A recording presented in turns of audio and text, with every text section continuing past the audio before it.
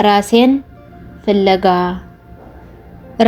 ፍለጋ ሳቄ የት ደረሰ የት ጠፋ ደስታዬ ይህ ነው ወይ ዓላማ ይህ ነው ወይ ራዕይ መስታወት ፊት ቆሜ ባየው ማንነቴን ቁልቁል ተመለከትኩ የጥንት ህይወቴን ያኔ በነፃነት ያለፍኩት ዘመኔን ገና በልጅነት ለጋምቡጥ እያለሁ የነበረው ልቤ ዛሬ ጥቼዋለሁ ራሴን ፍለጋ መንገድ የቀጠልኩት በቤተሰብ ናፍቆት እጅግ የቀጣሁት እንደምነህ ልቤ እንደምነሽ ነፍሴ በስደት ያለኸው መላው አካላቴ እንዴት ነሽ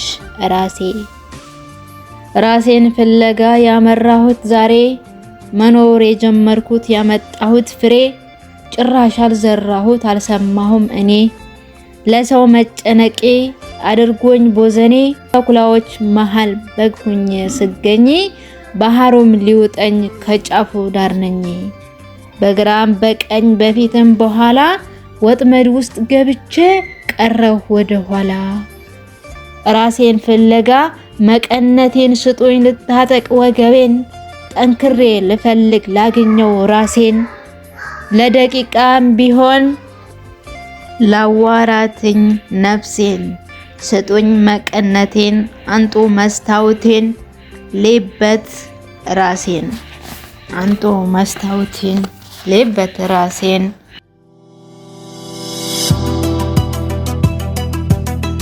ሰላም ውድ የቻናላችን ተከታታዮች በሙሉ እንደምን አላችሁ?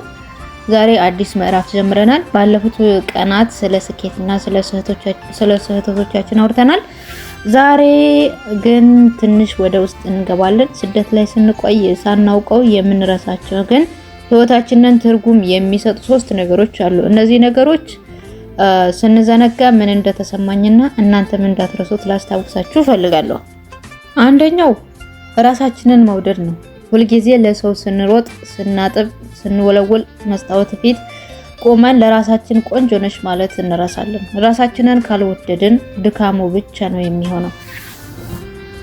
ሁለተኛው ሳቅና ደስታ፣ የቤተሰብ ናፍቆት፣ የስራ ጫና ሳቃችንን እንዳይሰርቀን አንዳንድ ስራ እየሰራን የምንወደውን ዘፈን መስማት ወይም ለብቻችን መሳቅ ትልቅ መድኃኒት ነው።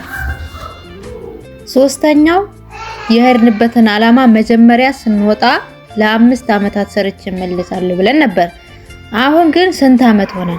ዓመታቱ ሲነጉዱ ዓላማችንን እንድንረሳው ወይም እንዳንረሳው እህቴ ሆይ ስራውን ነገም አለ ሰውም ነገም ይኖራል። አንቺ ግን አንድ ነሽ። ዛሬም መስታወት ፊት ቁሚና ለራስሽ ፈገግ በይላት። እናንተ ስደት ላይ ሆናችሁ የረሳችሁትን ነገር ምንድነው? ኮሜንት ላይ አስቀምጡልኝ።